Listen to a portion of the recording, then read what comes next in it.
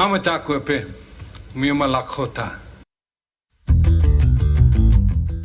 Because I can use you to prove to the raging atheist that atheism is foolishness. Yeah, that's been the overwhelming consensus, actually.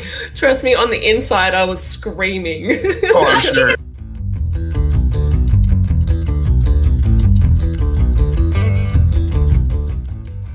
Do it with Arn Ra. I mean, he would be the perfect person to talk about evolution with you, I think. Well, I'd love to talk to Arn Ra about evolution and creation and stuff, but I just don't think it would go too well based on the fact that he's always interrupting his opponents. Matt's not that bright. He's just not that bright.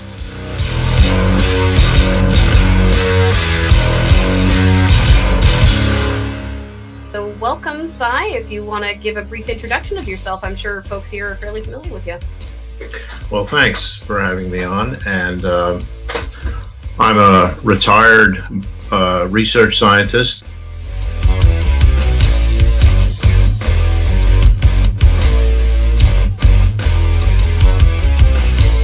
Me and you better be best friends.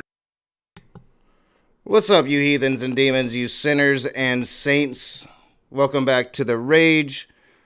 I'm your boy Nakasuchi. Allie's here. We got Maddie from Science Side Up is here. Her link is in the description below. Let me know if you guys can hear me. I'm still working on settings and all that stuff, so let me know if you can hear everything fine. What's up, Allie?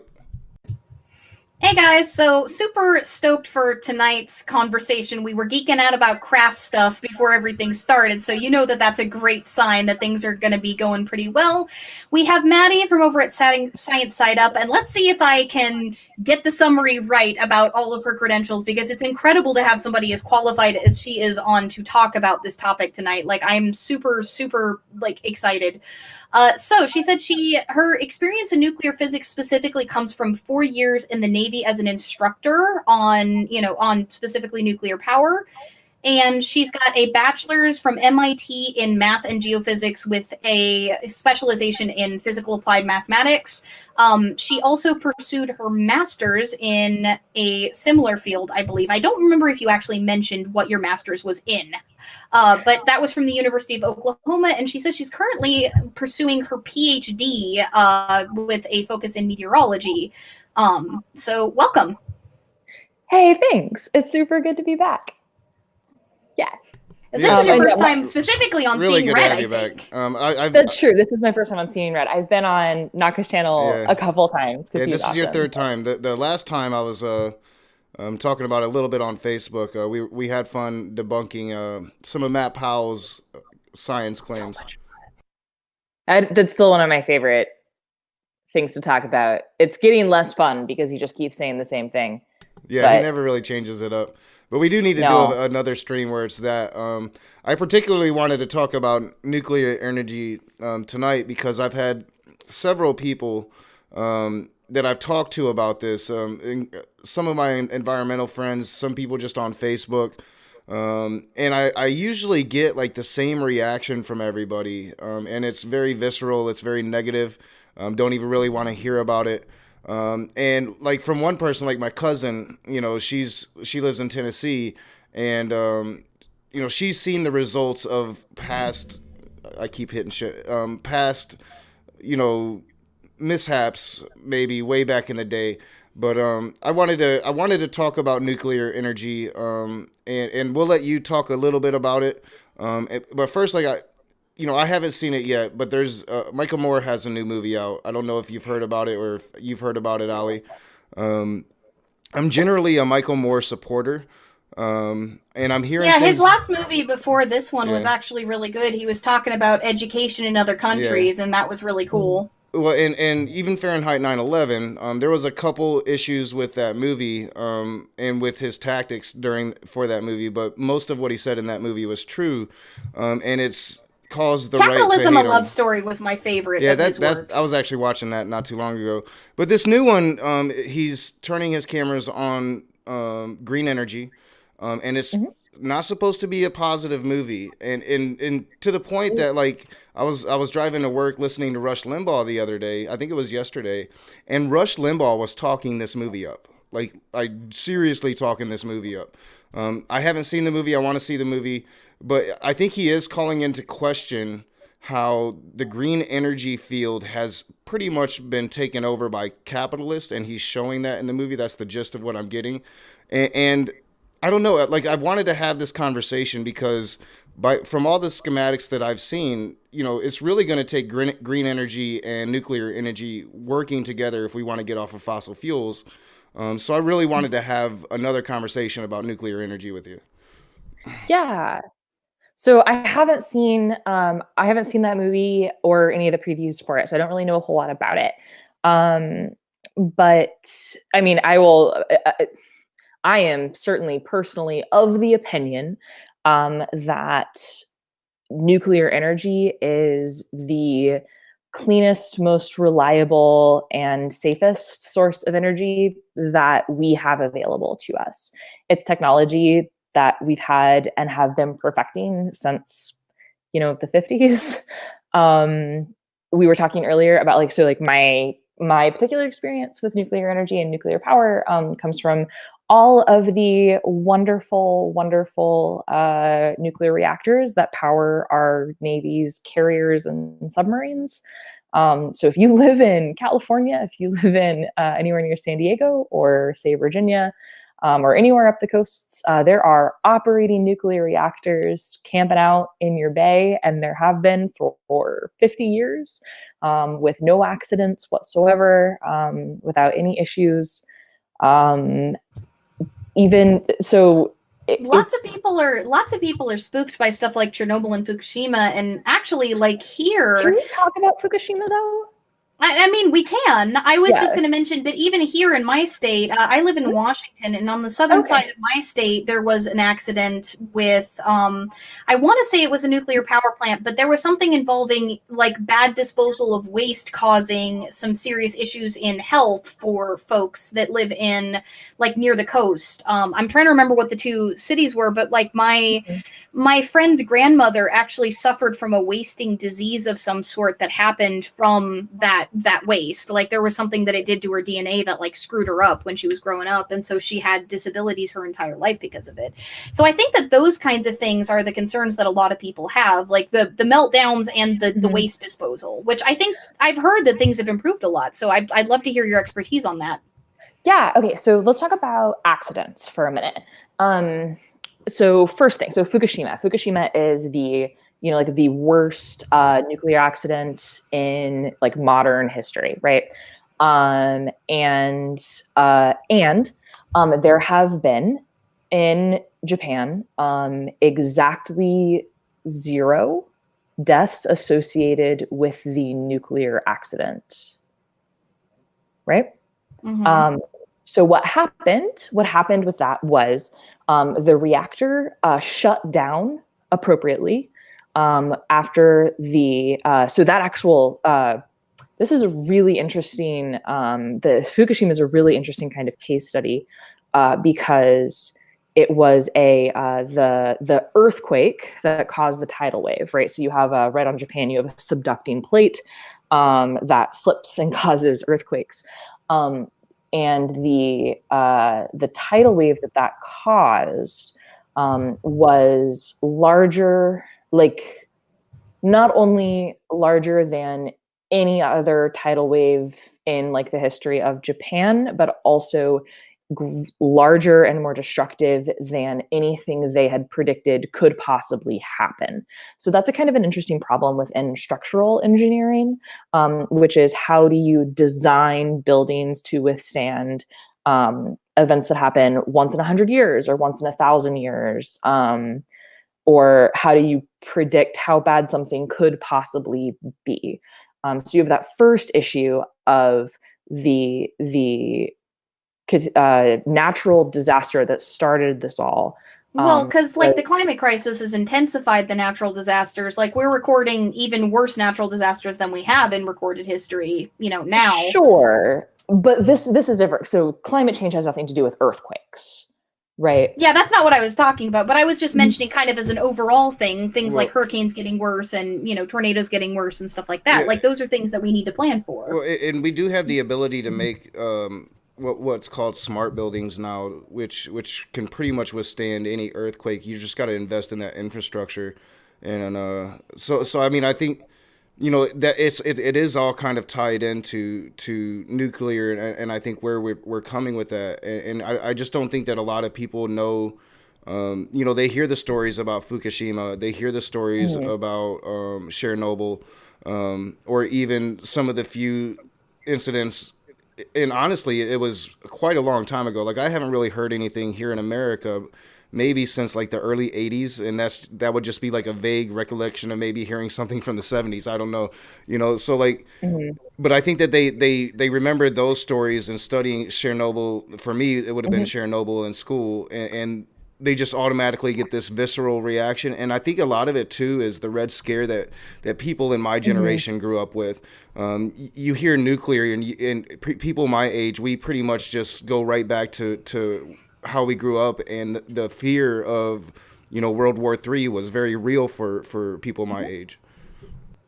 Yeah, absolutely. And so that fear of like nuclear war and how that same technology can be used, I do understand that there's we have a cultural sort of fear, but we have a cultural visceral reaction to the word nuclear and the word radiation, which isn't strictly warranted. So what I was going to say about Fukushima was just the last thing about that. It is a continual something that the nation of Japan has to kind of continually manage that site, right?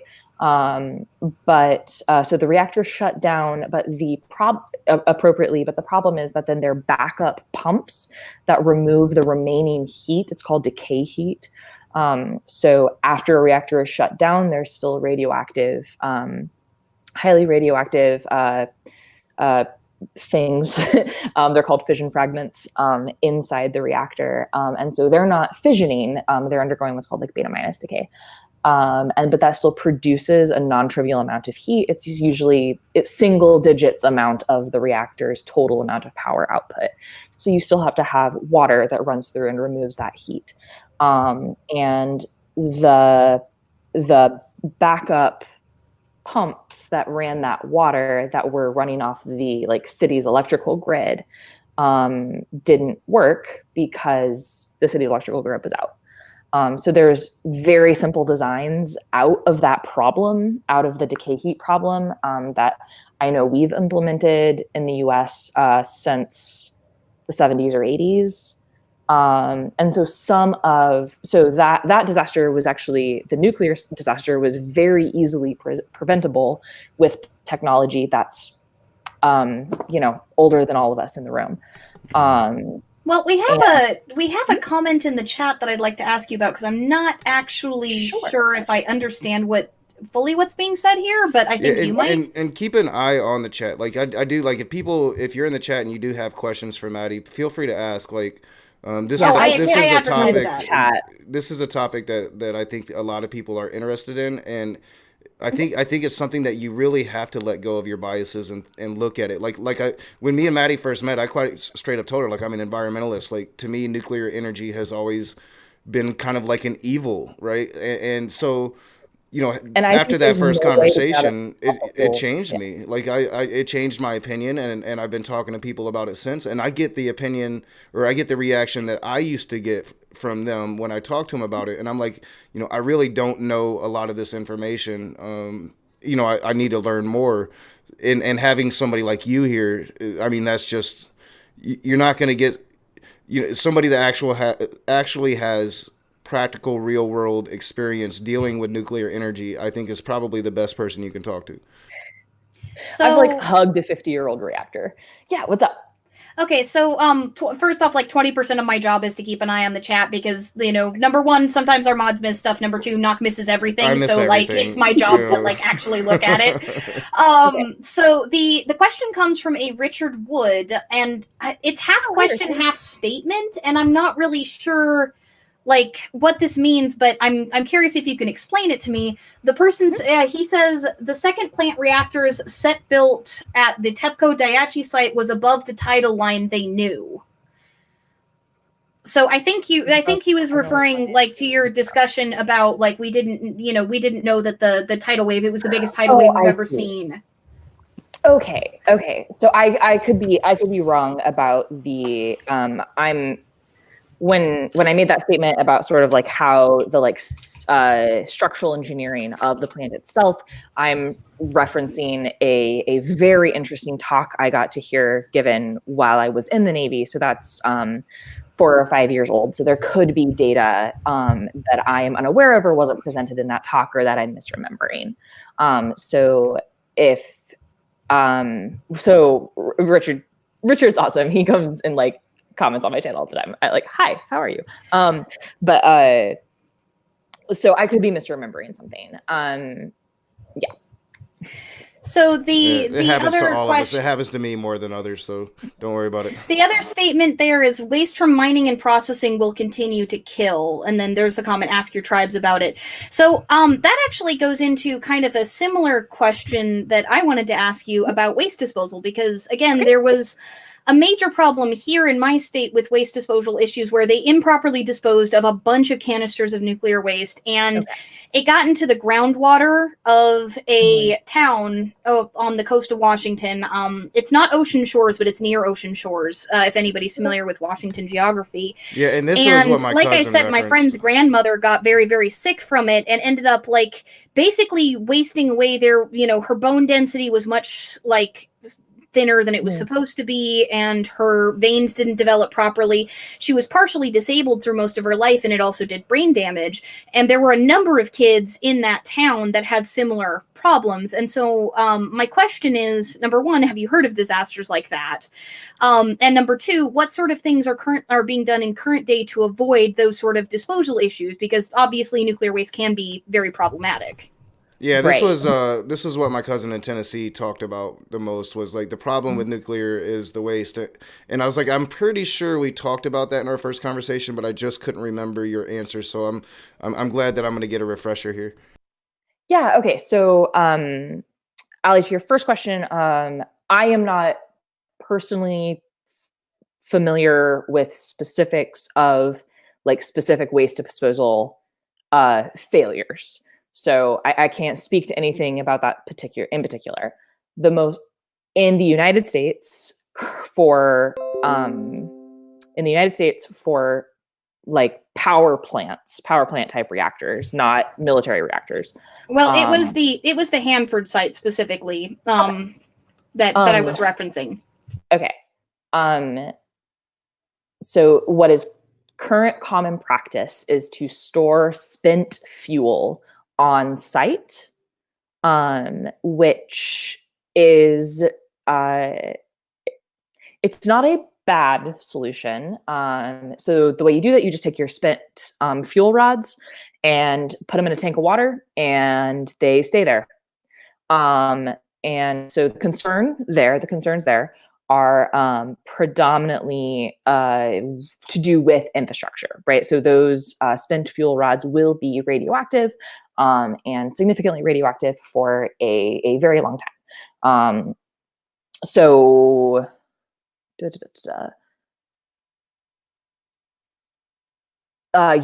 Years. They'll be, sorry, I was trying to think of like a order of magnitude specific number there for a second. But so they'll be radioactive for a good long while. Not something that you would want to get into the groundwater. So the concern of storing them on site would be something like, well, what if there is, say, a large earthquake and that infrastructure is damaged, right? And there is like a leak with that, like where that pool of water is. So the proposed solution to that was, I am blanking on the name. The proposed solution to that is a site in, is it Yosemite? I'm sure the chat's yelling at me. I'm not seeing it in the chat. But sorry, there's a specific site that was like far where it was proposed, like this will be our storage location for all spent fuel rods of well, there's a few seconds delay. I'm sure that if somebody knows in the chat, it'll pop up at some point. Yeah, but the point is, it's basically God, Yucca Mountain. God. In a mountain. It is in a mountain. We're going to put them in a mountain, very, very, very far away from any and all groundwater, right? We're just going to put them in a mountain and let them stay there until, well, forever.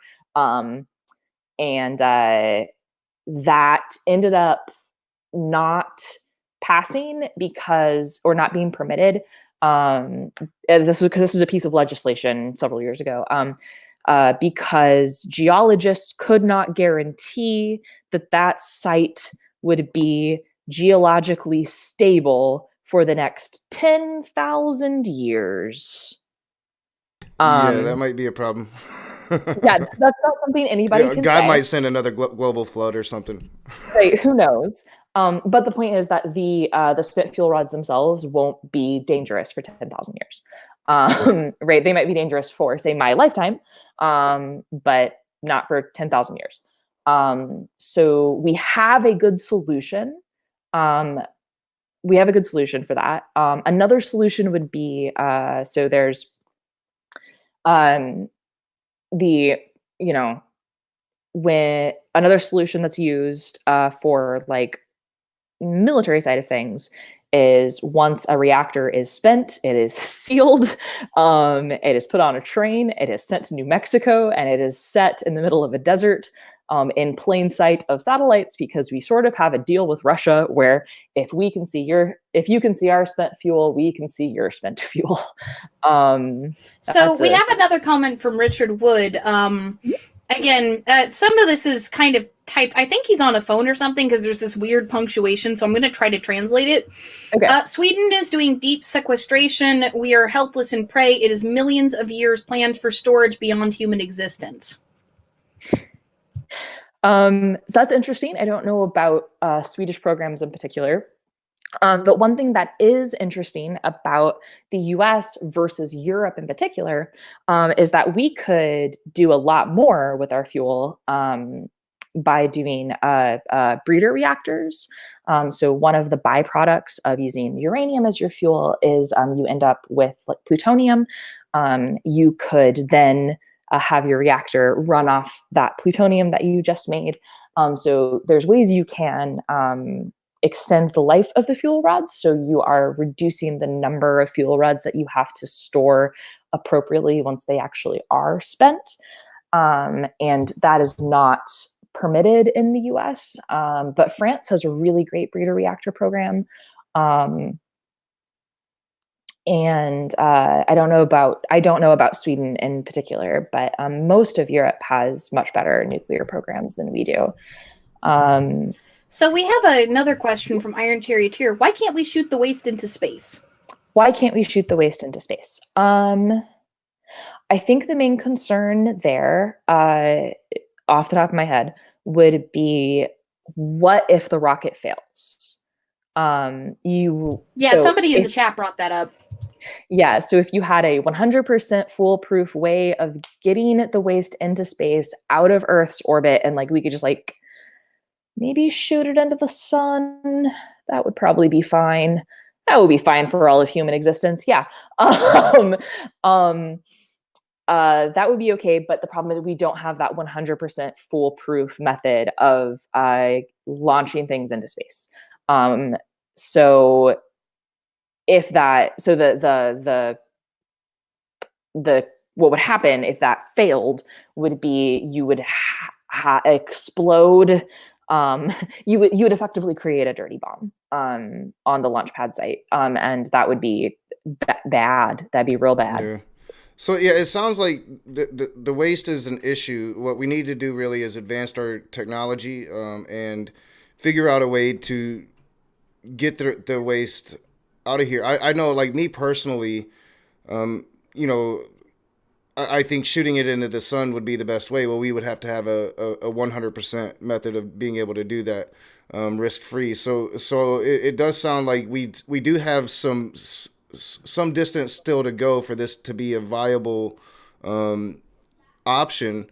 So say like if we powered half the country or world, I can't remember what the schematic said, but I think like half the world would have to be powered by nuclear and half would would be like green energy, and we could have the same level of energy that we have now. How many rods are we talking about wasting in, say, like a 10-year period of time, if it was to be implemented in such a large range? That is, I don't have a good answer for that. It very much depends on the type of reactor, and there are many different types of reactors.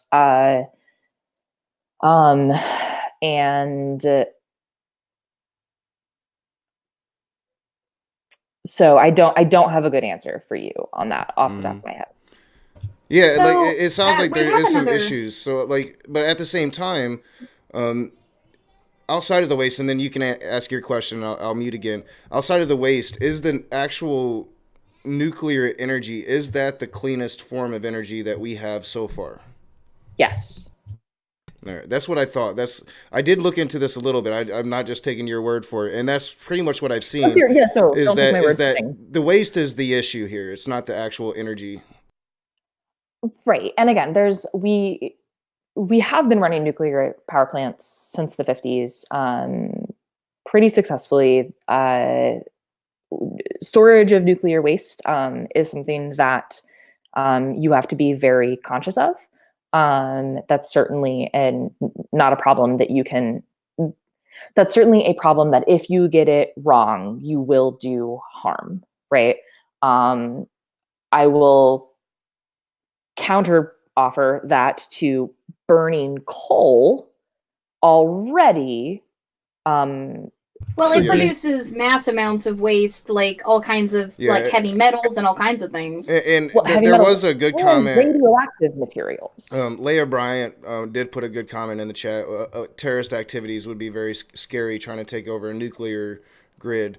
But like we are already worried about, and I'll let you respond to that. But I do know, like right now they're worried about China attacking the electric grid that we have, and that our grid here is already suspect to attack. Oh, Russia's a bigger threat than China because they have an EMP that's big enough to block out. The Trump administration is bringing out that China argument again as a distraction, but I mean they're talking about it again.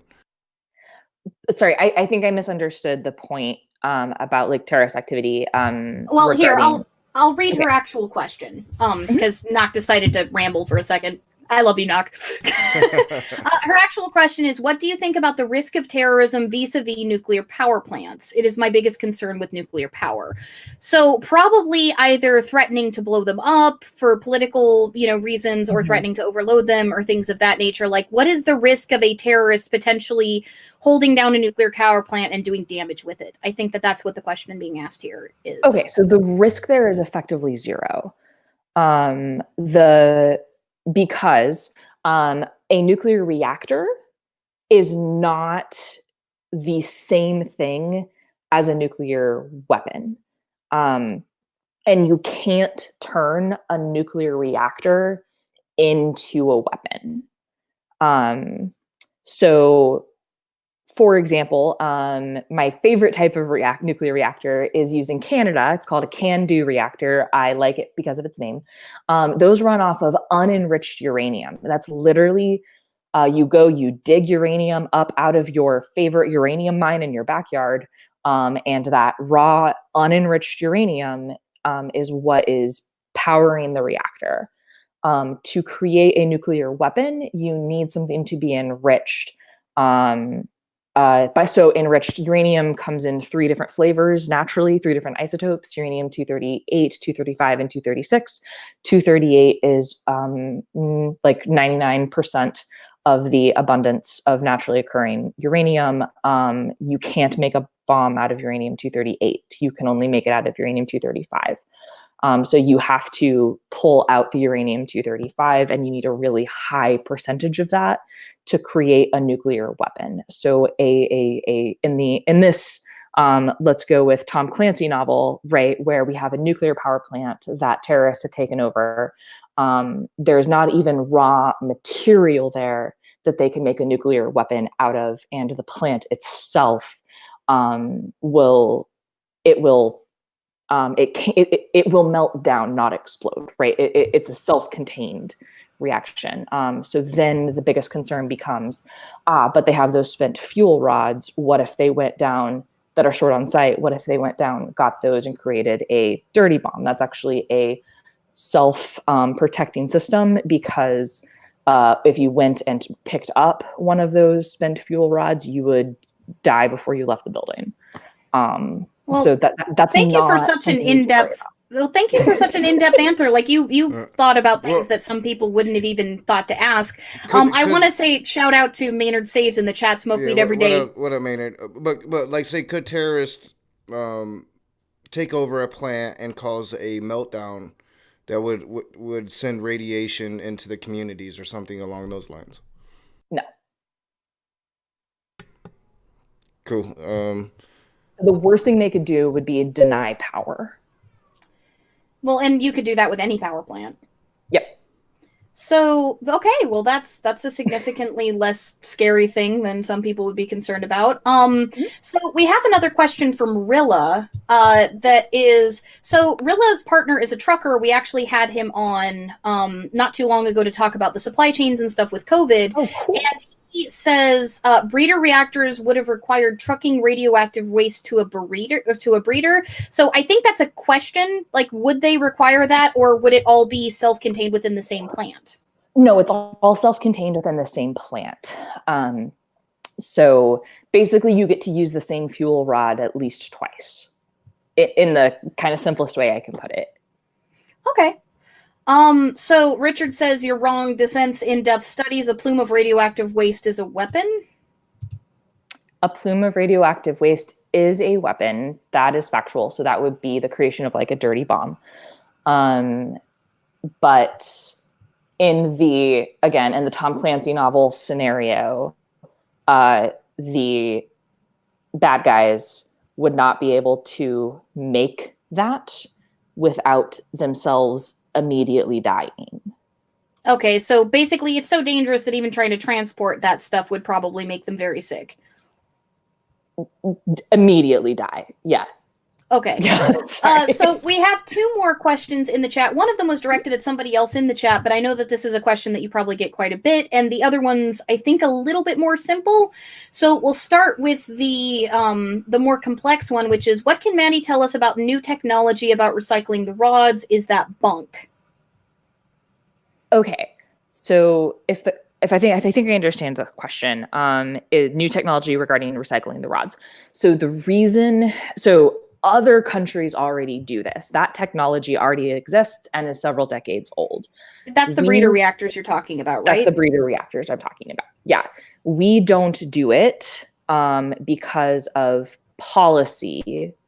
But it's a politics problem, not a tech problem. Mm-hmm. Okay. The other question I think that's was a big problem is that mentality that it's just automatically assumed that it's dangerous, and it doesn't really seem like our politicians on either side of the aisle are willing to really get away from fossil fuels and look at other forms of energy.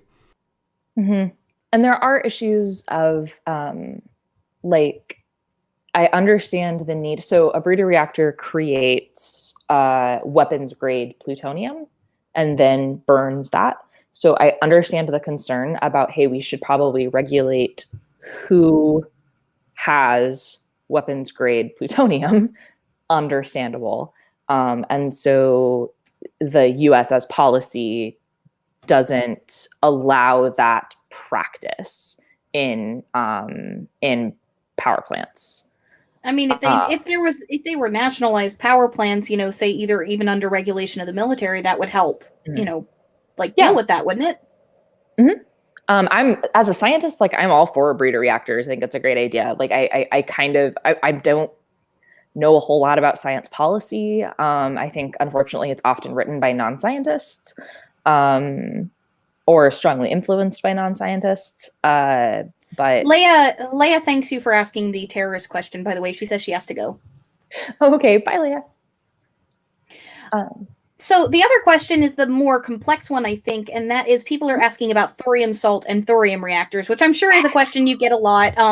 That's a question, that's something that I've been seeing a ton about for a long time. People have talked about how common thorium is compared to uranium and how, like it could produce a great deal of energy if we bothered looking into it. So what is your answer regarding that, like scientifically? So thorium reactors are cool. India was actually working on developing a thorium reactor to power naval vessels. So what's cool about thorium reactors is that you can make them smaller than you can a uranium reactor. Thorium is more abundant. Honestly, the technology is all there. The technology and the resources are all there. In the US, it comes down to policy. And it comes down to the fact that people are scared of the word radiation and the word nuclear and don't want a nuclear power plant built in their state, even though it would be like a good thing. Well, I mean, I think I talked about this the first time we talked. Like when I was actually active in the movements, part of the movements was fighting nuclear reactors going into communities. That was part of the environmental struggle back then. And I'm talking 15 years ago at least. I can't even remember. I was much younger and didn't have a kid that I had to take care of and stay home with. So we have another question from the chat. Oh, wait, you were about to speak. I'll let you speak really quick and then I'll get the question. Yeah, no, I was just going to say, so I don't, most of the reactors I'm most familiar with are uranium reactors. Thorium reactors are very, very cool. And it's one of the things I don't see why we're not using them. Somebody, Richard said in the chat that it's not commercially viable. So I've heard this argument before. I haven't looked into that. Yeah. Is reactors. It economically viable for this to be an energy solution? And that's a question. And so that's more of a question of, in my opinion, perceived risk. So this is my opinion. This is my opinion, not like science. It is my opinion that the perceived risk of, hey, let's go pitch our idea of building a thorium reactor in, let's go with Norman, Oklahoma, where I live. Let's go pitch that idea to a company, right? In their minds, that perceived risk is so great that it's not going to feel or appear economically viable. There's a lot of arguments. I've heard a lot of arguments that I disagree with because I think the science disagrees with it, but science and capitalism don't always match up. So capitalism would probably say that those reactors are not economically viable, but that has more to do with perceived risk than real risk, in my opinion. That's probably fair. I mean, from what I've read, thorium's much more available than uranium or plutonium in terms of rare earth, like digs and such. And it's a lot more stable too. Well, and one thing I do know is what we're doing now is really damaging the earth. So, I mean, we're going to have to look at what else we can do. And if there's issues with what else we can do instead of rely on fossil fuels, then we look at those issues and we solve them. That's what human beings do. It's how we've evolved to this point. But one thing that I do know is fossil fuels is killing the world. I mean, there's really no doubt about that. And I mean, burning coal produces more radioactive material that the public is exposed to than an operating nuclear power plant. Sits here quietly with crickets in the only state that produces majority green energy for their state. Because we mostly use hydropower and wind power. And that was like, I guess, oil country. I guess that it's a point in the new Michael Moore movie. I haven't seen it, but this is what Rush Limbaugh was talking about. And it was like, people are getting these electric cars and they're really trying to hype these electric cars. But he's like, where do you think the electricity is coming to charge those cars? It's coming from coal. Mm-hmm. So another more simple question from the chat. Is it true that lead blocks nuclear radiation?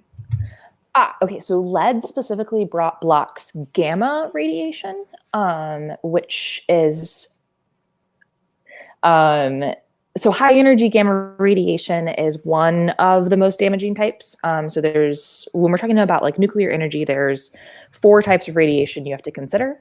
So alpha radiation, alpha, beta, gamma, and neutron radiation. So alpha radiation, you really don't have to worry about unless you eat it.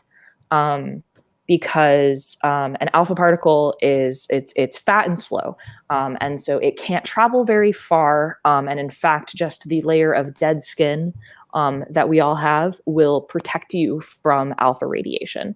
If you happen to ingest an alpha emitter, then that damage is going to happen. All of those alpha particles can be emitted inside of you, and that's a problem. So there's a problem of like why it's a problem if you get this stuff into like drinking water or something like that. Or actually, if you smoke or chew tobacco, you are ingesting or inhaling polonium, which is an alpha emitter, and that is why tobacco is highly carcinogenic. Anyway, that's actually a really cool thing. I did not know that. That's neat. Beta radiation stop poisoning your body. That I'm smoking fossil fuels is a way to make me quit. Yeah, you're actually giving yourself radiation damage. I guarantee you have more lifetime radiation exposure than me, who, like I said, I hugged a 50-year-old. You don't even want to know when I started smoking. It's sad and true, and people don't believe me when I tell them. So we have 3 other questions in the chat so far that I need to get to, but I'm trying to go as in order as I possibly can, as long as, the only reason I've gone out of order, chat, by the way, a couple of times is because we're on the, similar subjects. So I ask chains of questions that I think are on similar subjects. James Hogue asks, what do you think about liquid core reactors? Oh, okay. What do I think about liquid core reactors? The type of reactor I'm most familiar with is a pressurized water reactor. So a liquid core. I wonder if that's not a technical term. Well, it would be. So there's a few different ways to design a reactor, right? One is you have your fuel here. Liquid fluoride thorium reactor, I think, or a molten salt reactor. One of those two, I think. Oh, okay, the molten salt reactors. I think they're super cool. I don't know a whole lot about them, but I think they're very cool. Molten salts are awesome in general, if you're thinking like radiation or otherwise, because they are very, very good at storing energy for long periods of time. So it's a way you can store energy, is in the fact that you have liquefied salt. It'll stay liquid for a long time. It'll maintain that heat for a long time. So that's cool. What I was trying to think through is how you would control so the reactor poison. Reactor poisons, that sounds like a terrifying thing. All that is something which controls the rate at which fission is occurring. And so I don't know how that works with molten salt reactors. I don't know. So you can, a lot of times you have like, here is my fuel, and I insert poison rods, right? And we slowly withdraw them. But to shut down said reactor, we're like, nope, all the poison rods in, absorb all the neutrons, no fission for you. Or you can have it where you, the fuel rods, the rods are fuel. So you're very slowly inserting fuel. And if you can just pull that out, and then no fission for you. And so I don't know how to rapidly shut down a molten salt reactor, which would be my only concern. But that is something out of my own ignorance on the topic, and not necessarily a problem with the technology. That makes sense. So I know that Tony Designs was probably asking somebody in the chat who had brought it up about it, but somebody brought up that apparently there are issues with, quote, irradiated food, and Tony asks, what are the issues around irradiated food? What are the issues around irradiated food? Who's irradiating food? What? I know that irradiation can be a technique to, and I don't know if it's still used, but like in some of my training, they talked about irradiation was a technique used to sterilize food for a while. But I don't know if it's like if they're talking specifically about like food that has been irradiated because there's radiation like around the field, or if they're talking about the more safe practice of using radiation to cleanse food that then breaks down. Wait. Because there was a practice that was used a while back. Right, but that's using non-ionizing radiation, right? Correct. So, can we talk about non-ionizing radiation versus ionizing radiation? Well, it's specifically like you know how like milk is pasteurized and such, like that's a form of irradiating food. Like that's one of the ways that you know, and that is ionizing radiation that they use for that. But I don't remember what specific process they use where it doesn't actually cause problems with it. But it's like canning fruits and veggies and pasteurizing milk are two examples of irradiated food. Okay, so this is what that sounds like to me. That sounds like you're using electromagnetic radiation, right? Of which gamma radiation is a type, to heat food, to kill off bacteria and other such things. Is that you are correct? Apparently, gamma rays are emitted from cobalt-60 and cesium-137, according to the FDA, to sterilize medical and dental equipment and household products, and they use X-rays for food. Oh, okay. So yes, that is ionizing radiation. Okay, that's. I mean, if it's already dead, that doesn't matter. Sorry, that sounds terrible. Well, they use it for milk pasteurization to get rid of Estacara coli, and they use it on like canned fruits and veggies and things to make sure that botulism and stuff is effectively killed after the pressure canning and heating and such. So, like, is it a thing, like, even like maybe in the distant past? I'm reading a little bit of what's going on in chat, not too much, but like just thinking about the question.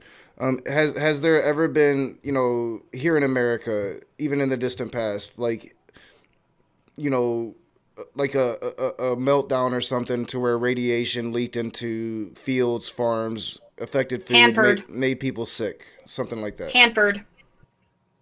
Never heard of that. There's the example Allie's brought up a few times. So not to the answer of your question, there have been instances of improperly stored nuclear waste leaking into groundwater. So the irradiated food, to get into that, you have to understand, and to why that process is safe, you have to understand how ionizing radiation, so how UV, X-ray, and gamma wavelengths of light cause biological damage. And they do that by stripping electrons off of atoms, right? And shit, I didn't realize that the leakage actually got into the Columbia too. Like, apparently it was so extensive that it got into the Columbia and into the air. Yeah, like they decommissioned it. It didn't melt down. They decommissioned it because it got into the Columbia River, into the air, into the groundwater. When was that? When did that happen? 1989 was when it got shut down and set targets for cleanup. It was founded, it says, in 1943 as part of the Manhattan Project to use up plutonium. Yeah, I mean, and, you know, with any science, you know, so this conversation is really weird for me, or even the way that I've kind of flipped on it, because my entire life I've been against nuclear energy, and talking to you the first time and researching it a little bit, I'm kind of sold on it. I think that there's definite issues with it, but again, like it seems like it's a viable option, but you know, I think that these are the questions that a lot of people have, and why they have such a visceral reaction to just the topic even coming up as maybe a solution to a problem. Right. Well, I think a lot of it, though, comes down to there wasn't a lot of safety practices established back then that were not only adhered to, but there wasn't a lot of oversight either. And that was still, I mean, late 80s, but it was 40s. still the 80s, you know, and... Well, the 80s is when they shut it down. It was established in the 40s. So that was, you know, upwards of 40 years of time for them to fuck it up. Well, and I'm sure, like, because I'm sure what they're using on the nuclear submarines or in the military is I would hope, you know, the most advanced of the technologies. So I'm sure that if we really invested in it, we could make very safe reactors that wouldn't be harmful to the communities around them. I think that one issue that I found and we talked about tonight was the waste. I know somebody in the chat was saying we never really got past alpha. On how do you shield things? Yeah, I think so. I think that's what they were referring to. Okay, well then, hello person in chat. I'm gonna shamelessly plug my channel because I've got a separate video on all 4 of those types of radiation: alpha, beta, gamma, and neutron. How they affect human body and how to shield for them. So. So we have a longer question from Immutable Destiny that I'm sure he's been waiting for quite a while for me to ask. But again, I've been trying to go in order, and some of these had long answers. Ask Maddie, is nuclear fusion a sustainable method for producing energy? If not, what are the theoretical issues, and what are current advances to create fusion reactors? So that's like a 4-part question. Okay. Fusion is so cool. It's not currently commercially viable. So here's the problem with fusion, right? Very briefly, difference between fusion and fission. Fission is when you take an atom and you split it apart, right? And some of the mass of that atom is then converted into energy. That's a shit ton of energy relative to the mass because of Einstein's equation, E equals mc squared. Fusion is where you take 2 atoms and you squish them together, and again, you convert mass to energy. And so normally fusion happens. So the sun is a fusion reactor. And so the issue is that if you want to make a like stable hydrogen burning fusion reactor, it's going to be the size of the sun. So how do you make something fusion reactor that is small? And so the quick answer to that is you need to you're going to use deuterium or tritium, so other forms of hydrogen, most likely, and you're going to put it in a very pressurized type of container. So how do you get all of that? Isn't the big I'm thing? Sorry, I'm talking really fast. No, well, isn't the big thing with fusion the fact that currently the only ways that we have to do it in a safe way would require more energy to be put in than you would actually get out of it? Yes. So that's kind of the problem right now. Right. Well, also, fusion is incredibly safe because there's no radioactive byproducts. So, like, from what I got from that is like we're pretty much in the reactor 3. By the time we get to reactor 10, and I'm referencing iPhones now because, like, if you remember how big cell phones used to be, and now they're these really small microcomputers that we carry around everywhere. So, like, we're in reactor 3 now. By the time we get to reactor 10, we might be able to actually, that might be a viable form of energy in itself. There's a, I forget the name of it, but there's a very cool company in Canada, private company in Canada that's working on developing, like, sustainable, usable fusion reactors. So that's technology. Basically, making a fusion reactor is much more difficult than making a fission reactor. And I think, Naga, you kind of actually explained conceptually explained that pretty well. So we got a comment from Rilla's partner again, because again, he's out on the road. So when you guys get comments and stuff from him, she usually delivers them because he's trucker. He does point to point, so he takes stuff from like the warehouses to the stores. So I guess if he must be talking to her on the phone or something. He says molten salt continuously pulls out the poison and injects reactant material, replying to the earlier discussion about the way that those core reactors work. We've got a discussion about iodine in the diet. That's my expertise, guys. Don't you dare start trying to like get pissy about iodine, because iodine is actually an essential nutrient, first off. Second, the radioactive form of iodine is not the kind they put in iodized salt, so bug off about that. So we've got something that looks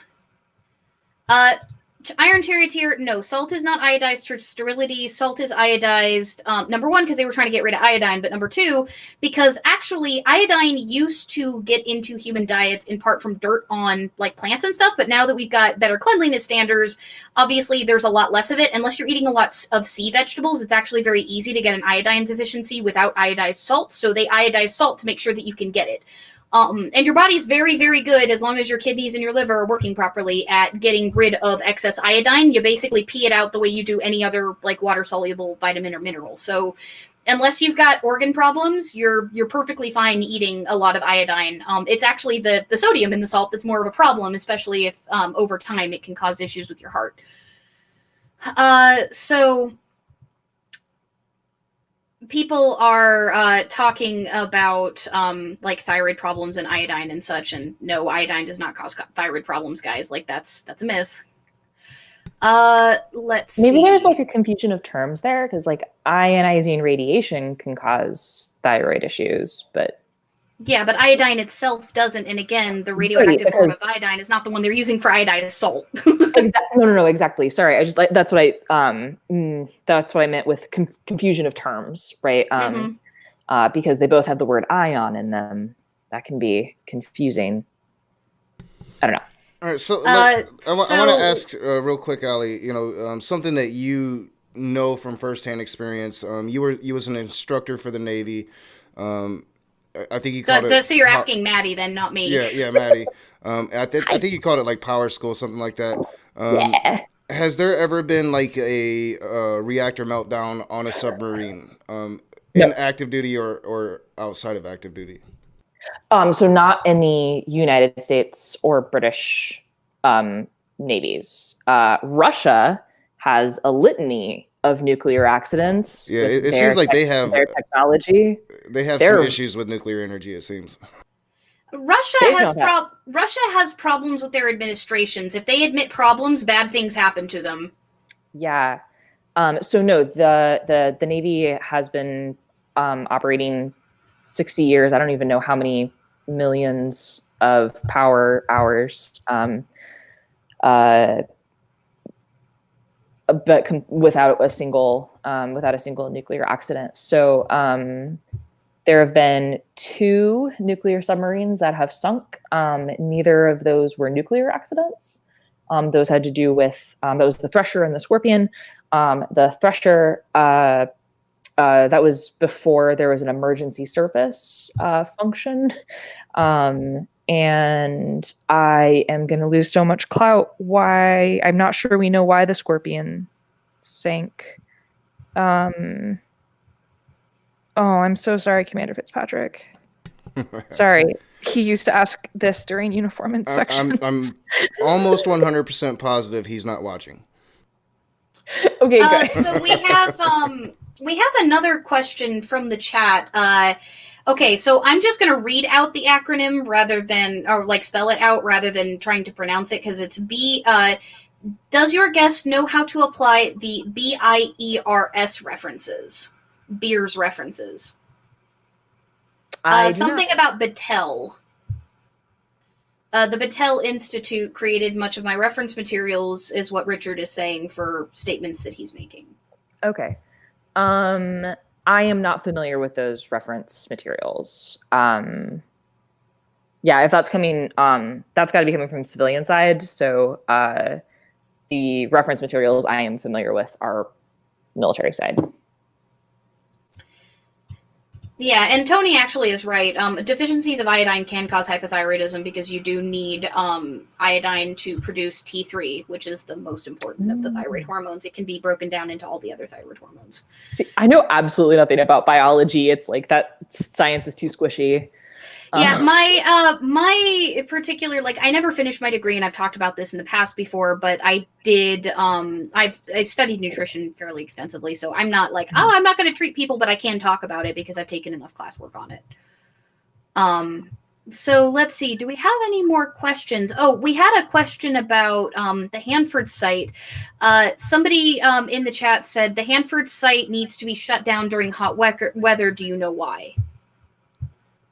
To me, the Hanford site needs to be shut down during warm weather. Do I know why? So in order to answer that question, I would need to know the specifics of one, what type of reactor it was, how they're apparently plutonium reactors, according to this. That is inaccurate. Yeah, it says during the Cold War, the project expanded to include 9 nuclear reactors and 5 large plutonium processing complexes. That's different. Sorry. Oh, plutonium. The B reactor, the first full-scale plutonium production reactor in the world. Okay. So apparently, the plutonium manufactured there was used in the first nuclear bomb tested at the Trinity site and in Fat Man, the one that was put over Nagasaki. Sorry, we don't have operating plutonium reactors in the U.S. and haven't. I probably sensed that one. Yeah, I was about to say, because that's they shut it down in the 80s, but like apparently that's what it was a plutonium production reactor. Well, and I find it interesting. Like, I've seen Richard Wood here before, so like he's been here before, and he's obviously invested in the conversation. But like I just find it interesting. Like this is what I'm talking about. People, they have all these arguments against nuclear energy. Usually, a lot of these things happen in the late 80s, it seems, and I don't know, maybe we should be looking at the technology now. And like, one of my questions was, like, you don't even really see, like, are there even, like, nuclear companies like there are electric companies? Like, why isn't the nuclear energy field itself, I guess, trying to stop the old narratives and promote, the new science, and, talk openly about the problems with the new science, but at least maybe alleviate some of these fears people have based on what happened in the past? Well, I think that type of communication does exist. I definitely follow on Facebook the U.S. Department of Nuclear Energy. I find their infographics delightful. So it would all be like government. So there's like no like private nuclear companies yet. I mean, no. There are private nuclear companies. So like a power plant would be owned by a private company, right? And then they would sell their energy to the grid, if you will, to like the electric grid. Okay, Richard, you keep saying the river gets too hot. The Hanford site's been shut down since the 80s. Like, it's not operating anymore. So you can't say it would boil the river. But, sorry, I was just... well, the thing is, the river water was actually pumped directly into the plant. This is, it was the very first reactor apparently built in the U.S., so it's got some design problems. I was going to read you the description of it off of Wikipedia. It might give you an idea of what kind of reactor it is. Okay, yeah, that'd be great. Okay, so the reactor was designed and built by E.I. DuPont Nemours and Company based off of experimental designs tested by Enrico Fermi at the University of Chicago and tested from the Ec-10 graphite reactor at Oak Ridge National Laboratory. It was designed to operate at 250 megawatts thermal. The reactor occupies a footprint of 46 by 38, about 1,750 square feet, and is 41 feet tall, occupying a volume of 71,500 cubic feet. The reactor core itself consisted of a 36-foot tall graphite box measuring 26 by 36 feet, or 28 by 36 feet, occupying a volume of 36,288 cubic feet and weighing 1,200 short tons. It was penetrated horizontally through its entire length by 2004 aluminum tubes and vertically by channels for vertical safety rods. The core is surrounded by a thermal shield of cast iron 8 to 10 inches thick, weighing 1,000 short tons. Masonite and steel plates enclose the thermal shield on its top and sides, forming a biological shield for radiation protection. The bottom of the thermal shield is supported by a 23-foot thick concrete pad topped by cast iron blocks. The graphite composition was selected to moderate the nuclear reaction, fueled by 200 short tons of uranium slugs. approximately 25 millimeters in diameter, the approximate size of a roll of quarters, sealed in aluminum cans and loaded into aluminum tubes. Sorry, I keep trying to translate back into American and I'm slipping into British. Don't worry about it. The reactor was water-cooled with cooling water pumped from the Hanford Reach of the Columbia River through the aluminum tubes around the uranium slags at a rate of 75,000 U.S. gallons per minute. The water was discharged into settling bases, then returned to the river after allowing time for the decay of radioactive materials, the settling out of particulate matter, and for the water to cool so it could be returned to the Columbia River. Water returning to the river was prohibited from raising the temperature of the river by more than 11 degrees Fahrenheit.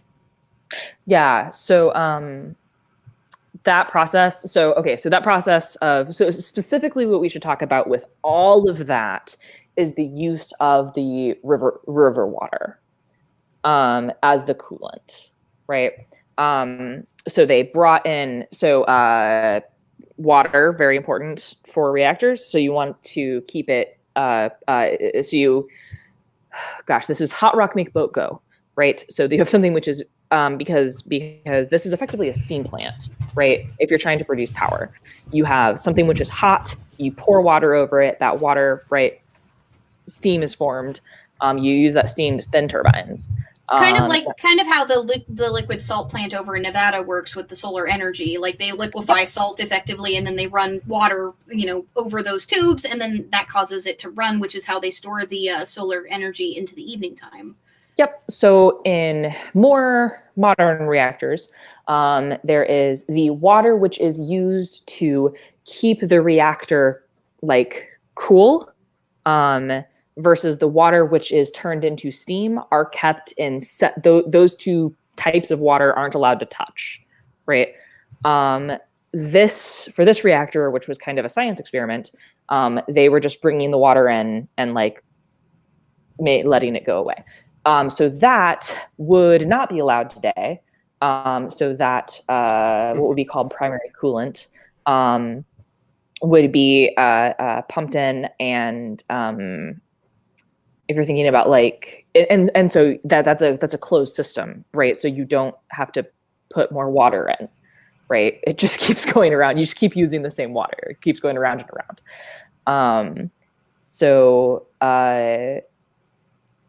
I would need to do some math, but in theory, what they did with bringing in river water, cooling the reactor, and then letting it sit, letting that now water, which is radioactive, sit until all of the it's probably 6 half-lives is my guess, 6 to 10 half-lives, until the radioactive components have done their thing, and then allow that to return to the river. In theory, that's not a bad idea. Public policy-wise, that would go nowhere, and there may be some... Well, again, there's a reason that site kind of shut down. Right, there's a reason that site shut down. And the reason was they done fucked up. Yeah, so the reason there would be if people were experiencing radiation poisoning symptoms. Well, right? And that's what happened. There were several, it leaked so bad into the Columbia River that there were several towns where kids in particular started showing signs of radiation poisoning. Like I said, decreased bone density in a lot of kids. Some kids were born with abnormalities right from birth and other things because it was leaked. But again, this was also the very first plant ever built in the U.S. And I don't think anybody denies that mistakes were made, and that a lot of these... this is a lot of the reason why there's such a negative opinion about even having this conversation. I'm looking at the actual stream as it's going on. This was not intentional, but it looks like there's a mushroom cloud right above your head, Maddie. And it's from my stream from yesterday. I put that as the background. And it's not a mushroom cloud. It's actually, Armageddon. It's God raining fire down on a city, but it looks like a mushroom cloud. And that was not intentional for this conversation, I promise. Just use like my bookshelf next time, man. So people are having a discussion about iodine and iodizing salt in the chat. So apparently the side chat has been sort of jacked.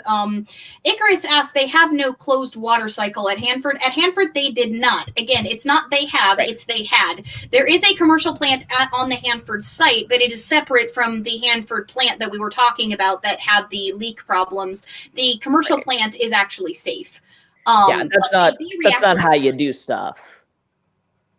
But I mean, like, let's think about like what we used to not know about radiation, right? Like, the radium girls, right? That radium girls. That is eating. That they were literally eating alpha emitters, and yeah, that's going to make your face fall off. Putting it on their faces. It was makeup brushes and stuff that they were doing. You know, like, I shouldn't really be surprised because, like, we see it now. Like, Trump says the thing, people go do it. It's like, don't drink bleach. Don't be stupid.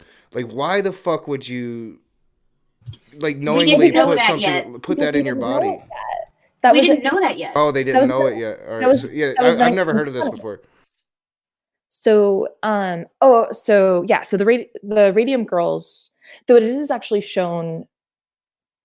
I think we need to go over who the radium girls were and what was going on with the makeup and the makeup brushes and stuff, because this is a really interesting bit of history that I also happen to know a bit about. But like, one of the big things is that radium is very, very bright. Like it's a great coloring, agent for commercial stuff if it weren't so damn radioactive, and that's part of the reason it was used in makeup. Well, it's bright because it's radioactive. So when radium alpha decays, it's an alpha emitter.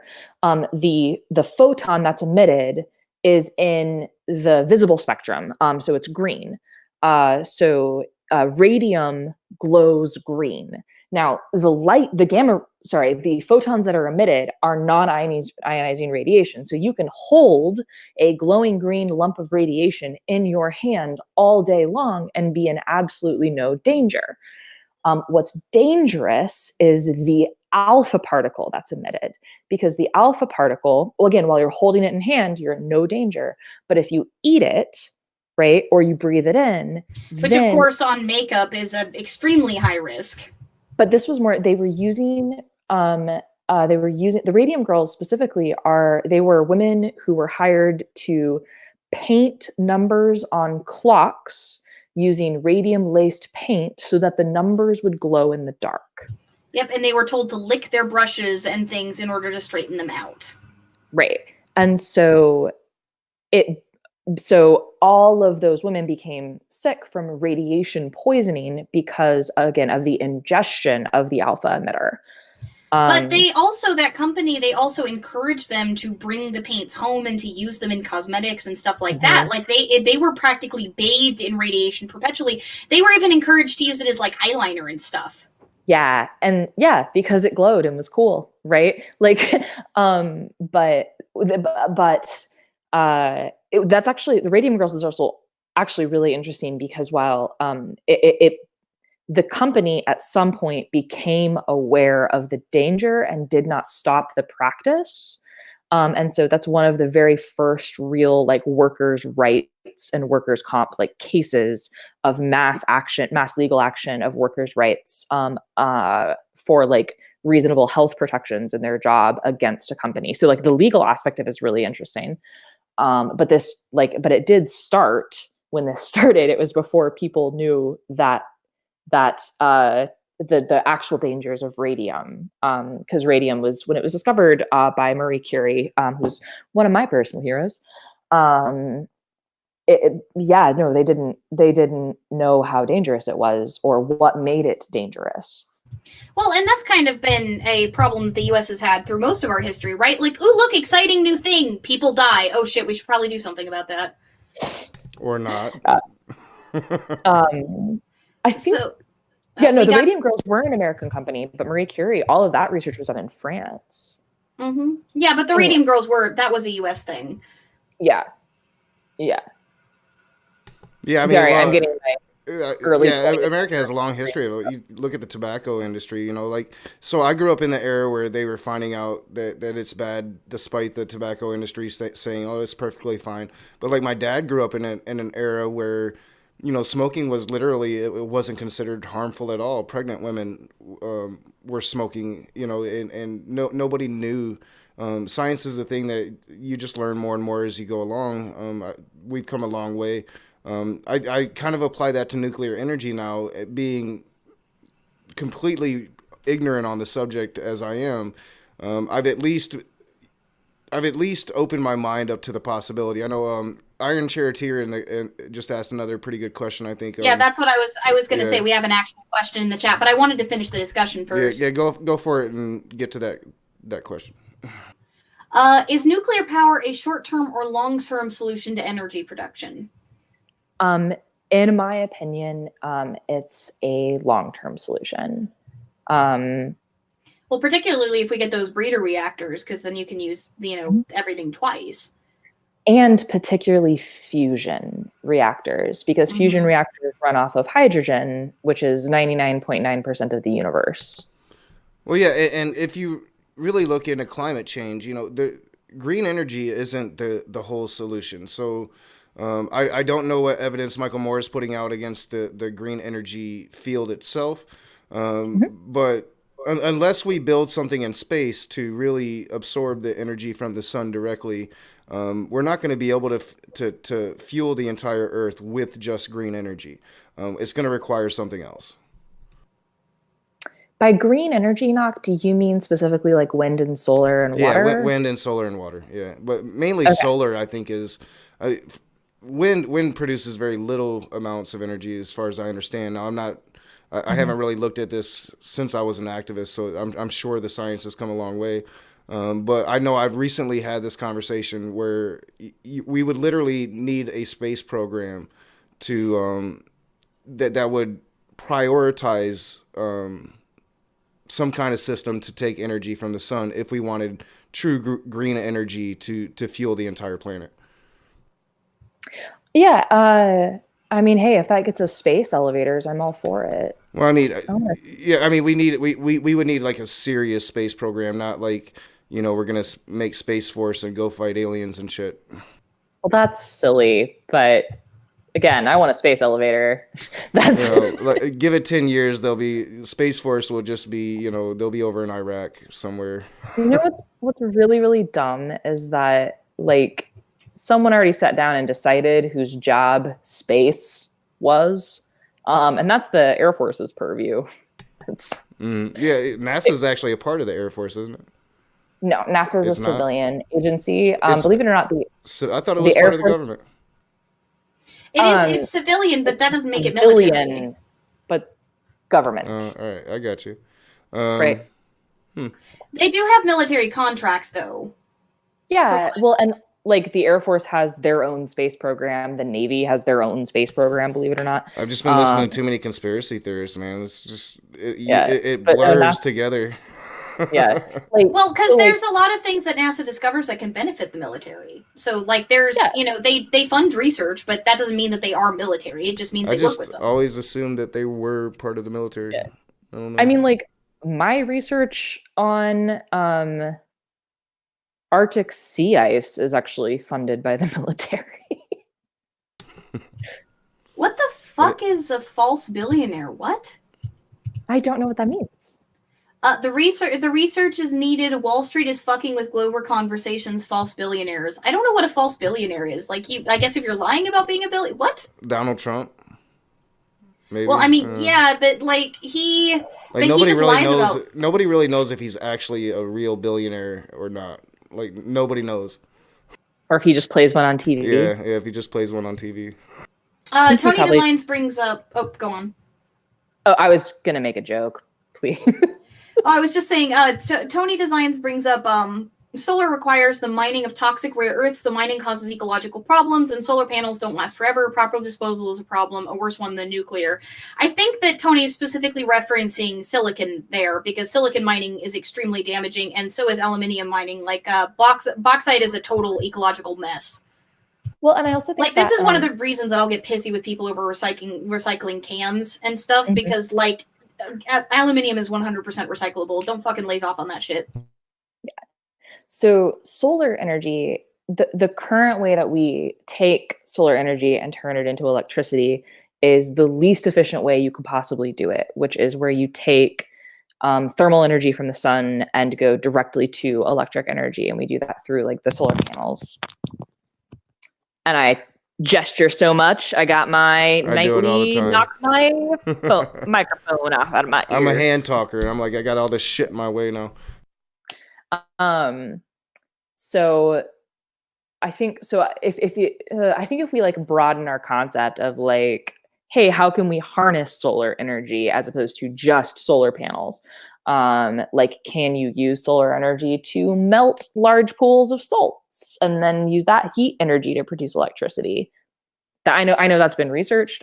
So the current way in which we harvest, for lack of a better term, energy from the sun is the least efficient way you can possibly do it. So if we looked in, so I think there's a lot of, I mean, it's not my field of science, and I'm not an engineer, but I think there's a lot of interesting science and engineering to be done on like, how do we better and more efficiently utilize solar energy? Because we got a lot of it, as much as you want, all the time. And honestly, I think that liquid salt plant has me really excited down in Nevada because just how much it can produce in such a small area, and the fact that it could power the entire city of Las Vegas overnight, and then some, just with its storage, like things like that could potentially be solutions for larger communities, particularly in desert areas and areas that are getting desertified like California. Mm-hmm. Yeah, absolutely. I think, yeah. Yeah, John, YouTube has been really slow with notifications since the whole COVID thing. Well, I mean, you can always catch it on the playback, John. Sorry you didn't get notified. I did put out a notification in the Discord. If you ever freaking logged onto Discord, you would have gotten that. Well, I told him earlier that it was started at 9, but he must have forgot. John Peterson. Speaking of John Peterson, you said you wanted to go an hour and a half. We're at about 80 minutes now, so we're in the last 10. We've got Apostate Alliance coming up this Sunday, don't we? Yeah, I believe it's at noon, and he'll be making that tomorrow. We also have a premiere for John Peterson on Saturday. It's probably going to be around 1, and then we're going to have a live stream after me and John. Maybe a couple people will be joining us. We're not sure yet, but won't be too long of a live stream because after that I'll be going on Grumpy Old Dude's channel and talking about my gangbanger days. So should be an interesting Saturday. You've got a busy schedule. Yeah. I love it. I need to get on more people's channels, so I'm trying to make that a priority now that I'm actually going back to work and I don't have 7 days of doing nothing anymore. Let's do more. But I'm trying to make it a priority. Well, and I've actually got a guest appearance tomorrow at 2 p.m. PST, 5 p.m. EST over on Transgarter. I'm going to be heading over there to talk about being gender fluid and the difficulties of being gender fluid and even the process kind of discovering that identity. And we also might have some bonus discussion about polyamory for all of y'all that want to keep telling me that my partners are getting shafted somehow because they're both with me. And John is saying 11 a.m., so Apostate Alliance will be 11 a.m. Sunday. That means I will be sleeping. Well before the atheist experience starts and sucks away all the viewers. Yeah, that means y'all are going to be streaming at 8 a.m. my time. I will be sleeping. I'm sorry. Dedication, Ali. You got to wake up early. You're going to set that alarm clock. Dude, I've got a fucking thyroid problem. I can't get out of bed for an hour after I wake up. That ain't happening. Shit, I wake up, I jump up. I don't wake up. I jump up. Also, John, I sent you feedback on your poetry reading. So yes, I did absolutely watch the reading that you sent me. You looked incredibly goofy in your glasses.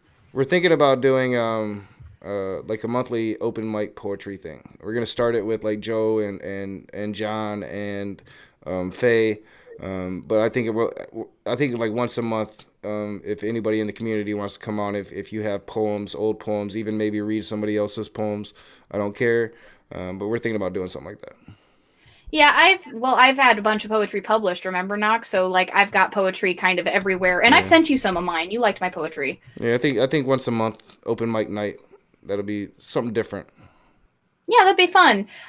So we also have on Tuesday we have the third episode of Secular Literary Circle, which we didn't have as big of a showing this Tuesday, but if you guys haven't caught it on the playback, I created a special playlist for it. So if you guys want to like catch the episodes, I moved them out of Seeing Red and into their own thing because it's its own collab. I thought that it should stay in its own place, and I'm going to be commissioning Gaelic Knox for a logo for it fairly soon, or Susan's going to end up making one or the other. It depends on whether Gaelic Knox comes off of hiatus soon. But if you guys aren't aware of it, every Tuesday at 10:30 p.m. EST, 7:30 PST, we do a secular book club. Basically, right now we're reading Heaven and Hell, A History of the Afterlife by Bart Ehrman.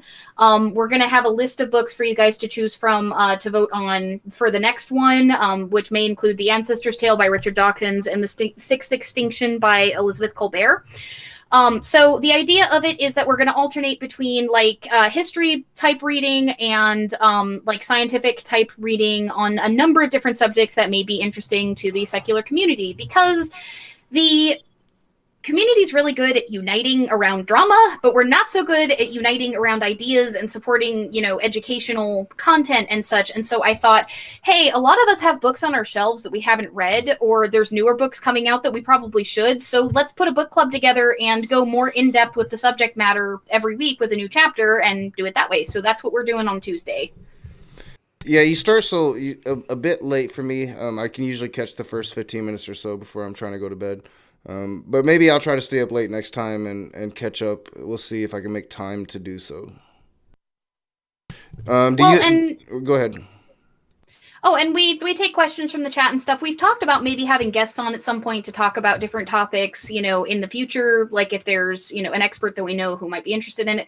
But for right now, it's basically just the three of us kind of chatting about the various topics in, each chapter of the book. Like this last episode, we talked about the Epic of Gilgamesh and referred people over to Digital Hammurabi for the stuff that they did on it. We talked about fear of death and, like how people have been afraid of death basically through all of history, and that's very obvious when people talk about, like, in ancient mythology, this very grim view of the afterlife. And then we talked about what a badass Socrates was and why the Stoics became obsessed with his death and how he basically used it as a preaching platform for his philosophy.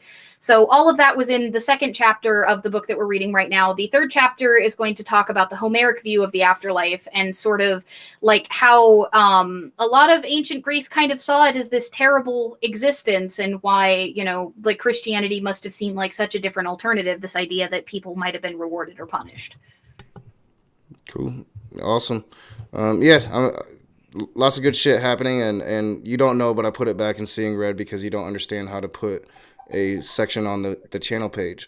So I hadn't put a section on the channel page yet. I was actually going to talk to you first about whether I should put it on the channel page or whether that would be stepping on your toes. So I know how to put a section on the channel page. I just wanted to talk to you and communicate, which is the thing that you don't always do. Well, what you want to do is have 5 episodes first. So I did the Apostate Alliance, and there's a noticeable gap that bothers the fuck out of my OCD.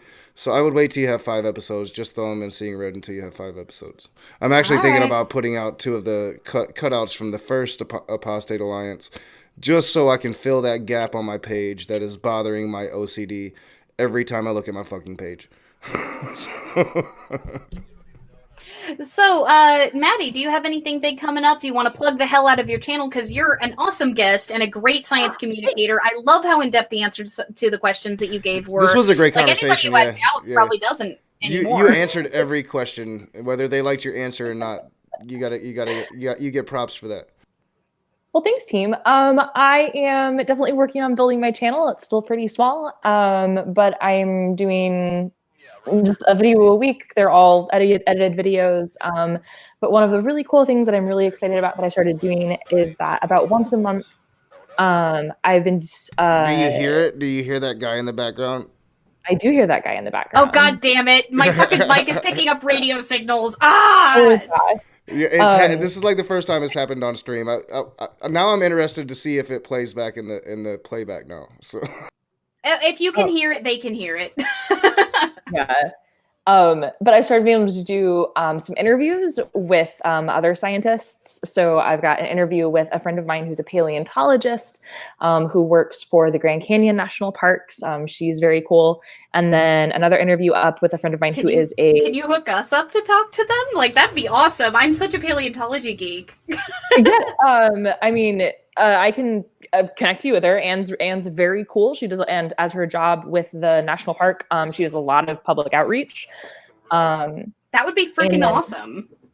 Yeah. So then I have an interview with another friend of mine who is a PhD student in civil engineering at MIT, who actually studies ancient Roman concrete. So she is like, I can hear the radio. It's so weird. Would you place me to mute so you guys don't have to hear it? I'm sorry.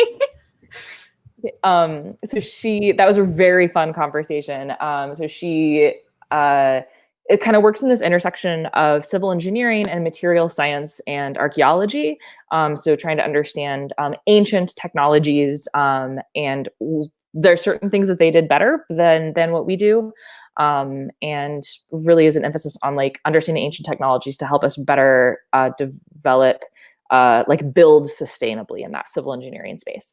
So I think I've got some cool videos out on my channel. I'd love for you guys to pop over, take a look, hit subscribe because I need subscribers. Yeah, I need to go and for once, resubscribe. Knock actually for once got the dang video in the channel in the actual description. I'm getting better at it. If I could work in like putting the original video link in my edited videos, I'd be really happy. But like I'm seeming to work in actually putting in people's descriptions for the live streams. If I could do it on my edited shit and get out of my routine, I would be so happy with myself. I've been trying to do that for about 6 months though, so it's happened like 3 times where I've actually put it in there. So yeah, we'll see. Well, and I just wanted to say, like, we're a small channel, but we have a larger reach than we have a larger footprint than a lot of channels our size, and I have no idea why that is, but it's always good to promote smaller creators, especially science communicators. Guys, if you are into atheism, like if you are into, the atheist community enough to hang out on our channel and to watch a lot of this stuff, if you want to watch us bash on Christians, you need to care about science too.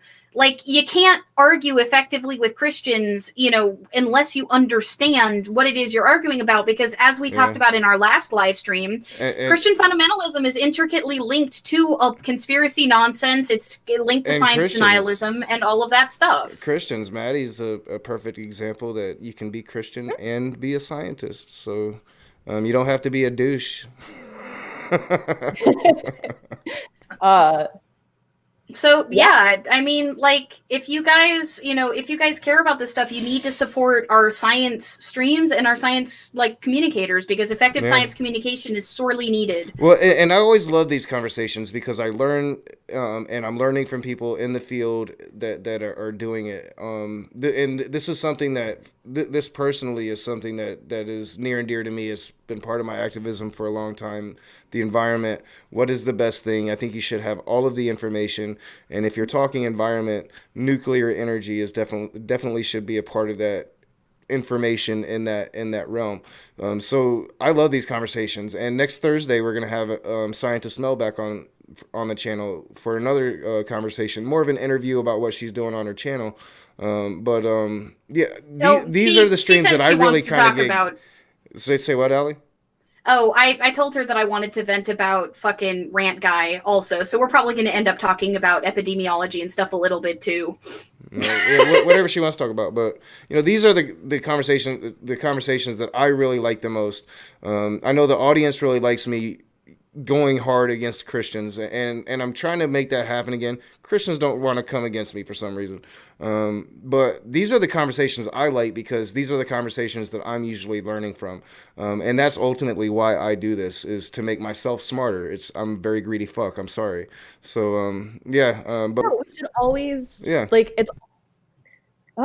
there's so much that we don't know, right? Like, and that's, I think whenever you realize that, whenever you kind of have this realization of like, holy crap, I don't know anything, right? Like I can talk, I know a lot about a little, you know, but there's so much that I don't know, and there's so much to learn, and well, that's part of Dunning-Kruger, right? Like, you learn a little bit, you think you know everything, and the more you learn, the more you realize you don't know. Over that hump. Like, you got to get over that hump, and then just learn things. That's actually, I love Digital Hammurabi because I know absolutely nothing about Assyriology whatsoever, right? Like, I only speak one language.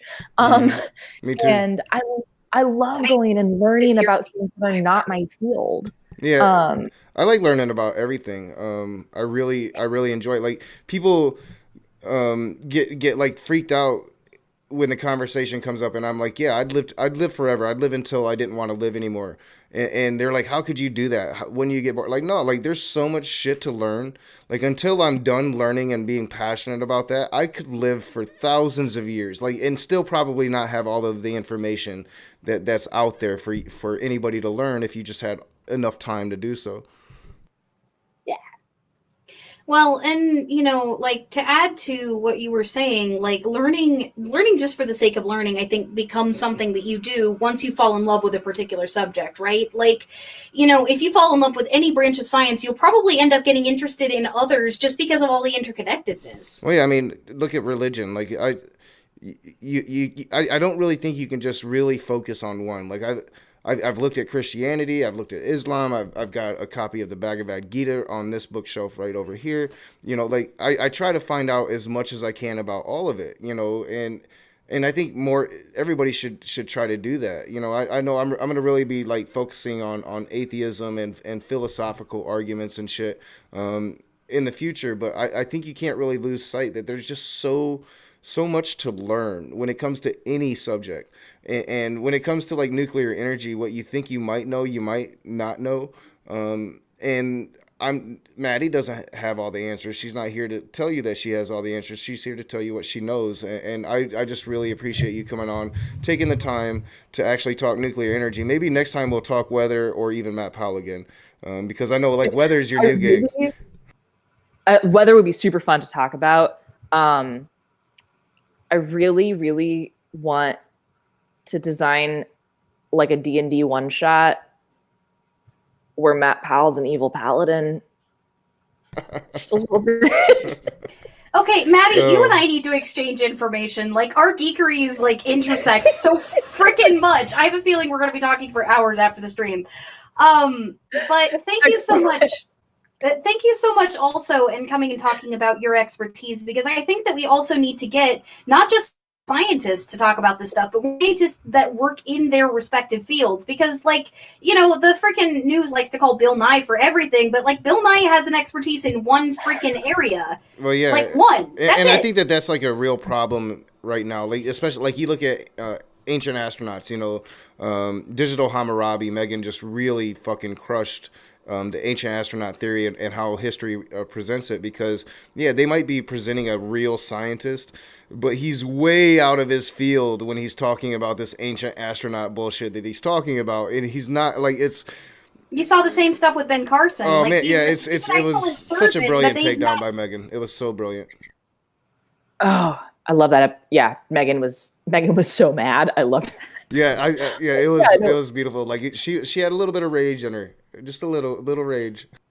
It was great, but yeah, to your point, like, Ben Carson, I bet he's a spectacular doctor. That does not mean he's qualified to run, like, public housing. Well, yeah, and he made some ridiculous comment about COVID-19. I can't even remember it offhand right now, but, like, it was, like, a really ridiculous, like, Jesus will save people. And I'm like, dude, you're supposed to be, like, a fucking brain surgeon, and you're telling people that Jesus will save them from COVID-19?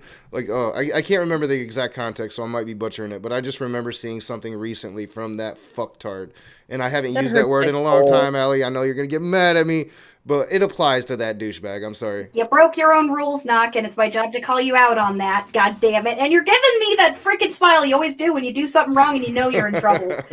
But the last asshole that I'm going to be talking about is and since you brought up COVID, I now have full reign to talk about it for a couple of seconds. Briefly, good job. Because we do need to end. So the last thing is, I don't know if you've been seeing the London Real footage that's been circling around the last couple of days, but they brought on a clinical psychiatrist who also has a degree in naturopathy, I guess, and runs a naturopathic medicine area. And he's been claiming that COVID's not actually real. No, naturopathy is what's not. Yeah, is this the doctor that his video went viral and like everybody in North Carolina is talking about it, and this girl that I used to work with is talking about like, oh my god, it's been fake the whole time, bullshit. Yeah, I've seen it. Okay, and I haven't seen the video yet, but I've seen people talking about it. My response to him is, okay, motherfucker, what put both me and my husband in the hospital? Just saying. I mean, it's like a living example of the Dunning-Kruger. In the fallacy, right? Like appeal to authority fallacy, where you're appealing to an authority that's wrong, you know. Well, and again, he's out of his field. He's not an epidemiologist. He's not a public health expert. He's a psychiatrist. And, like, he might be a great psychiatrist for all I freaking know. I mean, if he's spouting that kind of garbage, maybe he's not. Yeah, but, he doesn't know jack all about epidemiology. I literally told a woman that I've known for, like, 8 years on Facebook last night, because if it's this same viral video, I'm like, I'm just like, all right, I just can't anymore with you. I just can't. We just won't do this anymore. You know, we're going to break up talking about politics because I'm just not anymore. I can't with the stupid. And I had an actual physical manifestation of Dunning-Kruger bother me the other day. So again, next week when we have Scientist Mel on, I'm going to rant about that. Y'all will get to hear about Rant Guy in the hospital parking lot. I live tweeted about it while he was being a butthole. But yeah, you guys will get to hear about that then. For now, we need to wrap up. She wanted to talk about it tonight, and I was like, we're going to stay away from COVID-19, Allie. No, I said we were going to talk about it next week. I told Scientist Mel we were going to talk about it. We were talking about maybe talking about it tonight. And I'm like, nope, we're going to chill because people get tired of it. Well, and I'm also not a biologist, so I am the wrong guest for that conversation. Yeah, well, this was like real briefly because I was like, I was so bad about because I reached out to you yesterday, but I didn't tell you a time, and then I didn't get back to you after you told me it was cool. I just put it on Facebook. And he also didn't tell me. I didn't tell Well, Allie. and he also didn't tell me that he had invited you for tonight, and that I was supposed to invite Maddie for next week. This is what happens when I'm Scientist Mel for next week. When I do shit at work, this is what happens. I come home and I totally forget about all the shit that I should do now that I did something while I was at work. So yeah. That happened. So, but anyway, we're supposed to be wrapping up. Thank you so much for coming on, Maddie, and again, for your excellent science communication and your in-depth answers to everything. You did such a brilliant job, and, all of our science videos are woefully underwatched, but people need to catch this shit on the playback because it was a great conversation. Everything's woefully underwatched now, and it's because I am me, and I change shit up all the time. But we're trying to make it more free in the live chats, y'all. So I think it's gotten a lot better. We'll just continue to trudge forward, and we'll see how these conversations go. I'm gonna have a lot of interesting people coming on the show, week in and week out, just like this week and just like next week. And then hopefully I can get my claws into Chelsea Bedell, and she's not a coward because she accepted. You don't accept if you don't accept a challenge and then just disappear and ghost you. I mean, I'm being ghosted by Chelsea Bedell, and I don't like it. All right. So on that note, remember, guys, be the conversation, and we will see you guys next week, or at least I will. Yep, be the conversation. See you soon, as I like to say.